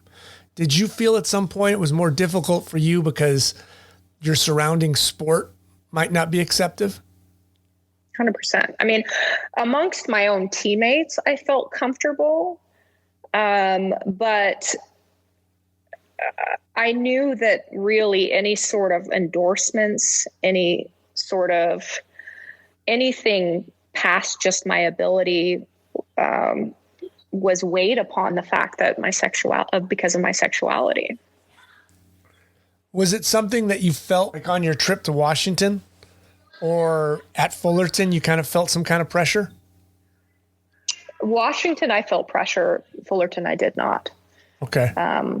Gramacki always allowed us to be who we are. Right. So, and she, again, her partner at the time would come to games and, it was discreet of who she was, but I'll never forget my mom saying to me when, we had the conversation about me being gay, she said to me, I don't know if gay people are good. And I know she didn't say that to hurt my feelings. She was just very uneducated as I was. And, Gramacki's partner at the time was pivotal for my mom. She's like, I absolutely love this woman. How could this be wrong when I love these two humans? So I think that unconsciously Gramacki played a huge role in allowing her gay athletes to be who they were. It was a safe space. Did you have anybody in your life you can maybe look back now and go, oh, they were gay? Like a family friend or like your dad's buddy Jim who didn't realize Jim was gay? Was there anybody like that? Nope. Nobody. So you didn't have any gayness around you. I don't have an aunt or an uncle or a cousin, nothing. Yeah, my wife's aunt, she's a lesbian. My mom, when my mom and I lived in this apartment off of Ridgeway Lane in La Habra, our neighbor Mike was gay, and so I've had my cousin up in San Francisco. She's transitioning from female to male. Yep. I've had it around a lot. You've been so fortunate. Yeah. Like Mike used to teach me, like, I didn't realize, especially as a kid, when you're like 7, you don't realize like he would babysit me and stuff. And my mom would come home and we're singing, show tunes, and he's teaching me how to fan dance. And I thought it was great. And she'd be like, oh, well, this is exciting. At least you're being culturalized by, the other side. And it's like, it was so much fun. I never looked at it as I was growing up, like it was a weird thing. Mm-hmm. It was great. It was fun. It's so interesting how people take that side, and no disrespect to your mother, but she just was absolutely ignorant. Like she just didn't understand. That's right. And it's so different today. Like, and we'll dive into this, like being Jenny Topping, like 10 today would be so different than Jenny Topping 10 years then. Yeah. There's a cure to homophobia and racism and transphobia and xenophobia, and it's called education. Yeah. That's it. People just have to want to educate themselves. When did you start to feel comfortable in your own skin? Oh my gosh. It's honestly been within the last 3 to 4 years. Really? Yeah. Wow. What did it take? Stopping. I'm making 6 figures in Japan and I'm not happy. And I made the decision I can continue doing. They want me to continue. Mm-hmm. I can continue doing this for 5 to 10 more years if my body can handle it. And I remember thinking, I'm not happy. It's not worth it.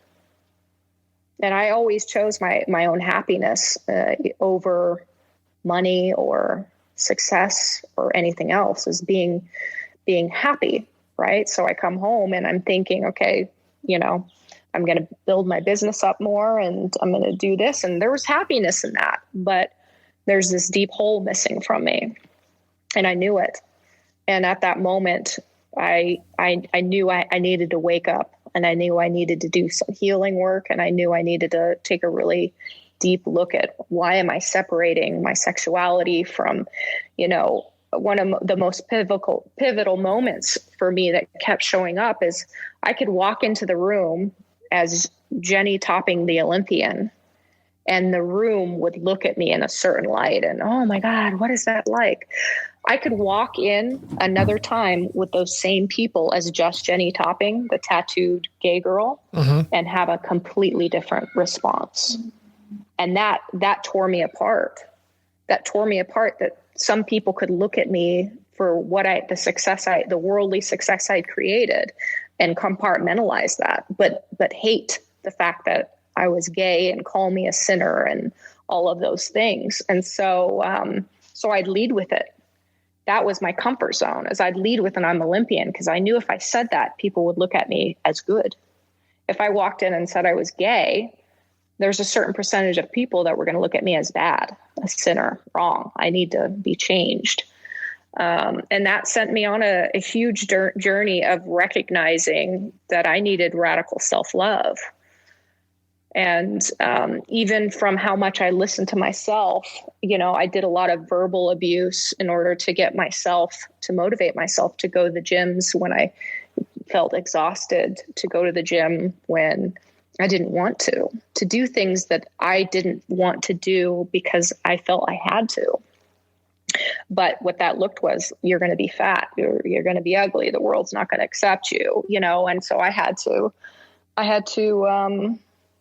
it became an ugly game for myself that I had to do some work to change. Wow. It's great that you're doing it. It's bothersome that you've had to go through it. Mm-hmm. Where do you think you'll be in 10 years with yourself? Do you think you're going to be happier, healthier because you've started this journey of just saying, fuck it, I am Jenny? You know what? I have so much more peace in my life. So when I would talk about stepping onto the softball field and creating peace, and again, the more that I've deconstructed that, it's from coming so much into the present moment that there's no thoughts of fear of what happens if, I can't make my mortgage, or I feel guilty about, putting up a boundary with a friend, and saying no, that I don't have the energy to attend this event, or it's all of those things I've brought in the peace that I had on the softball field into my daily life.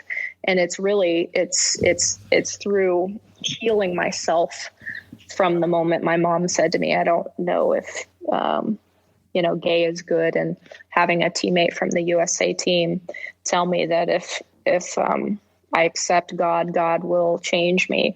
All of these moments where I experienced trauma in not knowing myself and not knowing the truth of myself, not knowing my wholeness and my truth and how much love and light I am. And so that's really been the journey, is to radical self-love. Now I'm like, I don't even know how to motivate myself to go to the gym because that talk is no longer present. So I have so much more wholeness and in my life than I ever have. I don't have to do in order to feel good about myself. I can just be and know that I'm bringing great things into my own life. I know that my only value isn't just the fact that I was an Olympian. So I have so much more peace in my life doing That's the good. work. That's great. Mm-hmm. How is it, just as Jenny, I don't care what Jenny wants, just as Jenny, how is it teaching young girls and being like, there's no veil? Like, I'm not Jenny the Olympian, and I'm not pretending to be gay. I'm just Jenny. How is that? Yeah. So it took me about 5 or 6 years into lessons to really sort of recognize that I was coaching from ego. And there were a lot of times that I'd say, if you don't do this, you're going to owe me burpees, and really just the old school thought that if I put fear in you, I can motivate you, right? Fear is a great motivator, but there's no freedom in it. And so I started to realize that if I could actually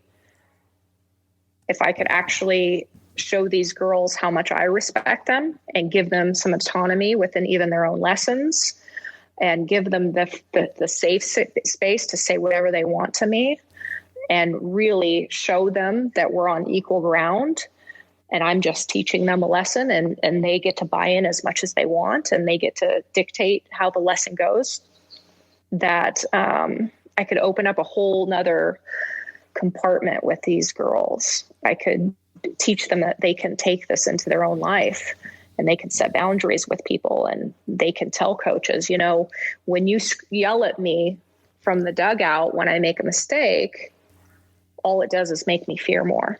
This is what would work better for me. And so creating a safe space for them to be able to say whatever they want to me.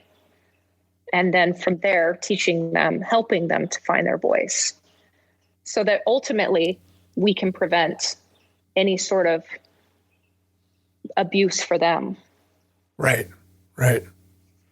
And that is truly my ultimate goal, is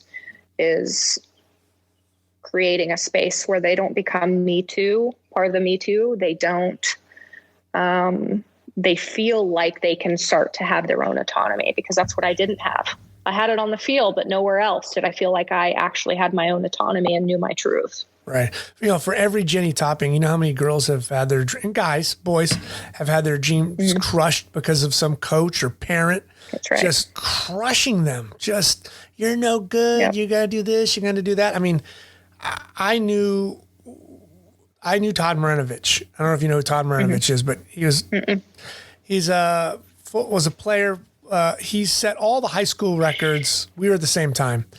He was at Mater Dei for 1 year, and then he went to Capo Valley.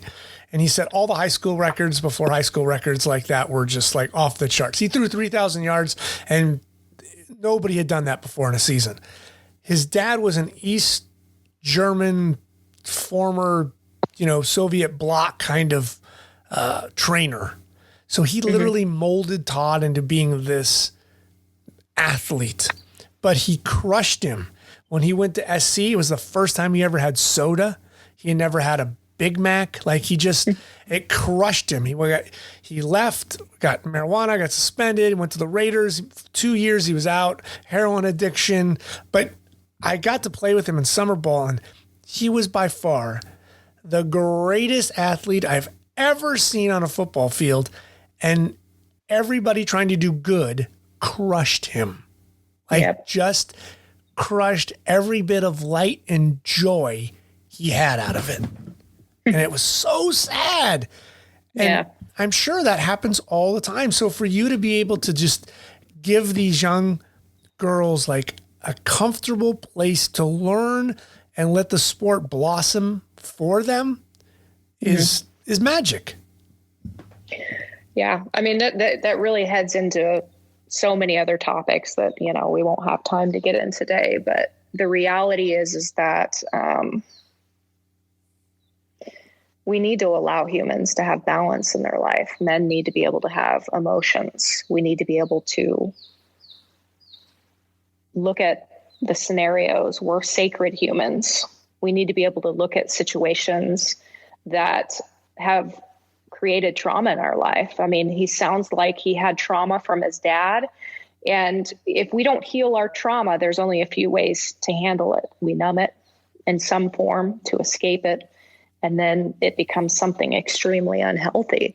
And until we recognize that we are sacred humans and everything that we say affects people, and people will say you're just a sensitive creature, but why do we have people that numb in all forms? We numb by overexercising, overeating, alcohol, drugs. And, I'm not saying I don't participate in some of these things at times, but the reality is there's a reason why people are doing it and at a high volume. And it's because we haven't healed from things that we think are no big deal, like being embarrassed on the field for the first time in front of parents and people, being forced to experience fear of failure, because I'm going to make you run because you made a mistake. All of these things affect humans. Oh, absolutely. And when we don't heal from them, what do? We numb from it. We escape. Yeah. As a creator, if you don't fail, you haven't taken a chance. Like, you have to be willing to fail. And you cannot be castrated and beaten up over it. Because you could that's the worst thing to do to people. Yeah. Well, it's like the whole concept of, I understand the purpose of the military is, you have to separate humans from their own identity so that they will follow through exactly the commands that are given to them. But when, and in a lot of ways, we try to create the same concept in athletics. But separating us from the truth of who we are is what that it separates us from our greatness, because the greatness is living the truth of who we are. It's not creating multitudes of us. And that's been a huge part of my coaching is, I'm probably not loved by a lot of coaches in the area because I don't agree with verbally abusing athletes in order to get them to be successful. And that's okay. That's all right if they don't agree with you. You need to have different coaches. If you're all the same, you would come up with the same crappy athlete. Right. What advice do you have for young girls off the field? And then what advice do you have for them on the field? That's a very broad question. On the field, I say first and foremost, I say this to the parents all the time, find a space where the athlete can play free, where she's not overcoached, where she's given the opportunity to take chances. The concept is you can't be a hero unless you're willing to fail. So, one of the main things I set goals for my athletes to take chances. Okay. Your next game, your goal, the first runner that gets on base is for you to make a pickoff attempt. So we need to right off the bat, take opportunities, and it's not about actually getting them out. It's actually just constantly stepping through the fear of failure. If you can yourself in positions more times than not to experience pressure, then you'll handle it better. When you're calling a game and you have a runner on third base, challenge yourself to call pitches that go in the dirt. Because when the game's on the line, it's not going to feel comfortable. When you're playing in front of 10,000 people, the curveball has been smashed the last 2 at-bats, and now you have to go to the changeup or the drop ball that puts you as a catcher in a position where you have to protect the ball from getting past you. And so I'm the opposite. I'm a big proponent of actually advising or incentivizing my athletes for taking chances and taking risks and stepping through fear of failure, because ultimately, in order to achieve worldly success, that's what we're doing, right? Yep. Off the field. It takes a lot of courage to not separate yourself. So, I'd say owning all parts of who you are. And I know a lot of that plays a role in parents, but if you can find, someone around you that can have your back in being all parts of yourself, no matter where you show up. I took me a long time. I was into my late 30s to realize that every time I show up as myself, I belong. And the days that I don't show up as myself, I don't belong there. And I don't feel comfortable. And that comes for all kinds of settings, showing up in a fancy restaurant, where I might be slightly underdressed or whatever the scenario is. If I show up as myself, I belong here. And I think that's the bigger picture conversations that aren't being had as much. Well, that's good advice for the young ladies out there. All right, yes. let's leave this on a different note. I'm going to let you be queen for a day. What rule change would like to see or implement in softball? In softball? Yes. Yes. I thought if you were going to say in the world, I'd say tell too easy. Oh, geez.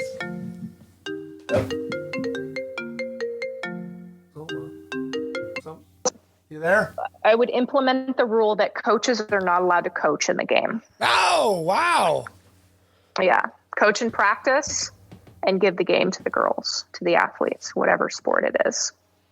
So you're telling me you hate having that damn wristband on their forearms now, and everything is numbers in 6, 7, 4, 4, 12, 7. And you're just like, nobody knows anything anymore. They just have to keep looking at their wrist. Yep. It's like, oh. Especially in our game, because now we have time limits and there's so many girls playing softball, which is incredible. But now because it's become so much about money, all the games are an hour and 20 minutes no matter what. So they spend most of their time looking down at their wristbands. and then, they start to get recruited by college coaches and they have no instincts. The instinctness is not there because they're constantly being forced to look at your wristband. Why didn't you do this? You're not ready to call your own game. Right. It's unfortunate because the 1%ers will do their thing. Sure. Right. But there is the 2, 3, 5%ers that could really use the opportunity to play free and not be controlled so much. All right. I think it's the same thing at home. Yeah. Go ahead. No, I was going to say, tell me if I'm crazy. My rule change for softball, and if you heard Grammatic's podcast, you know it is. I want softball fields to have the freedom to have any kind of dimensions they want. It drives me nuts that softball is like so stuck with a shape. Like it can't be, the fence can only be so high, so low, and it can only be so deep. And so I would like to see left field 300 feet and right field can be 180, but it has a 20-foot wall, like some kind of character to the softball field. Am I nuts or is that? No, I think it's actually fascinating because people think safety is in predictability, right? Yeah. And I think that would be actually very neat if you went to Long Beach and this time left field is 300 feet and right field's 100 feet. It would create more, people would have to adapt more, right? Sure. We wouldn't be so, I love it. I think that's actually super neat. Wouldn't you like to be a Yankee and you're always sitting in that short porch in right field? Right? Yeah. Not that you needed any help, but what if Fullerton center field was 340 feet? Now your center fielder has to play different because a ball over her head, it could be a triple easy or inside the park home run. Like, it just changes. Sure. Everything is so safe in softball in its makeup. It drives me nuts. And I don't want it to be and I don't want it to be more like baseball. I just want it to have some character. Yeah. It's like the only really change we see is the third member on the field, which is the umpire, right? Right. That we don't talk enough about. But I love that. I think that, there's very few athletes that are going to play in the Olympics or play on a top 5, Division I team. So what is the bigger picture that we're teaching athletes at a younger age? That becomes the goal. And I think that adaptability to change and being uncomfortable is huge. It's a big part. We create this routine by always warming up exactly the same because that feels comfortable, right? But nothing when the game's on the line feels comfortable. Nothing. Yeah. Well, Jenny, I can't thank you enough for taking this time out of your day, coaching young girls the right way. And I'm so glad you're in a better place and you're happy. And, I saw you're engaged. Yes. Thank you. Yes. That's awesome. She's beautiful. You're lucky. Thank you. Thank you. Yes. And next time I see you, I want to give you a hug.